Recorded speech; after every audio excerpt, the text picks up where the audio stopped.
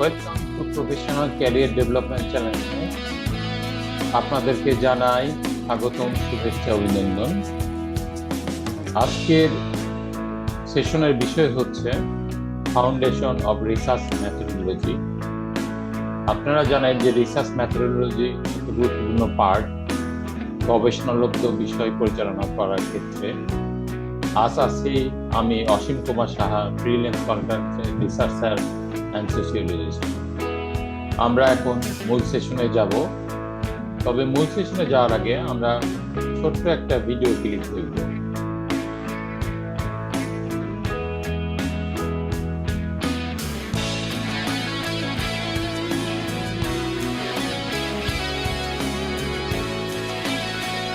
আপনারা দেখছেন গবেষণা কি। আপনারা দেখছেন একজন লোক বইয়ের পাতায় চলে আসলো, অনেকগুলো বই পাচ্ছে। তিনি চিন্তা করছেন তার অনুসন্ধিৎসু চোখ দিয়ে, মাথায় বুদ্ধি দিয়ে যে গবেষণাটা কি।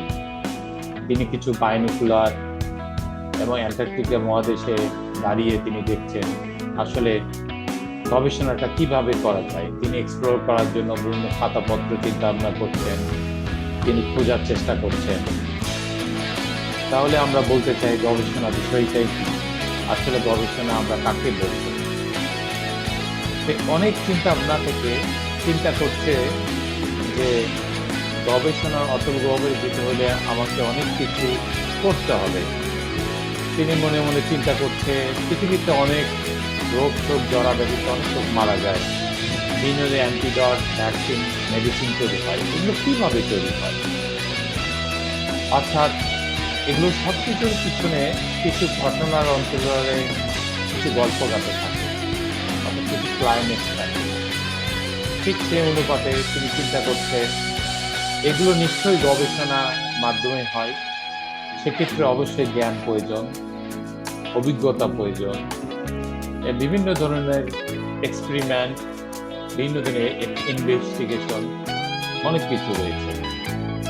তিনি ক্লিনিক্যাল প্যাথোলজিতে বিভিন্ন ধরনের পরীক্ষা নিরীক্ষা, বিশেষ করে আমরা জানি যে সায়েন্টিফিক জার্নালের ক্ষেত্রে, বিশেষ করে ওষুধ তৈরির ক্ষেত্রে প্লেসিবো আগে তৈরি হয়, পরবর্তীতে অরিজিনাল ওষুধ তৈরি করা হয়। আপনারা জানেন কোভিড প্যান্ডেমিকের সময় যেমন এই অ্যান্টিডট বা অ্যান্টি ভ্যাকসিনটা তৈরি করার জন্য অনেক পথ পরিক্রমা পার হতে হয়েছে।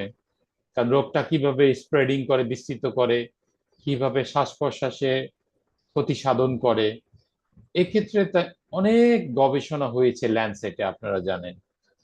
সেক্ষেত্রে কিছু টেস্ট ট্রায়াল হয়েছে এবং দেখা গেছে কিছু হার্ড ইমিউনিটি তৈরি হচ্ছে কিনা, এবং যাদের আগের থেকে রোগ রয়েছে বিশেষ করে অসুস্থতা জনিত মরবিডিটি, সেখান থেকে মর্টালিটি বাড়ছে। আপনারা জানেন স্যার আইজাক নিউটনের একটা কথা আছে যে কিভাবে মহৎরাই পারে যে একমাত্র কোনো ভালো কর্ম সম্পাদনের ক্ষেত্রে। সেক্ষেত্রে অবশ্যই গবেষণার অতল গহ্বরে, অর্থাৎ সাগরের নিচে যে আমরা মণিমুক্ত খুঁজে বের করি, ঠিক ওই রকম গবেষণা হচ্ছে। একটা মনের আকাঙ্ক্ষা, ইচ্ছা, একটা বিষয়ের পিছনে নিগড়ে থাকা, অনেকক্ষণ ধরে খুঁজে বের করা, সেটাই হলো গবেষণা।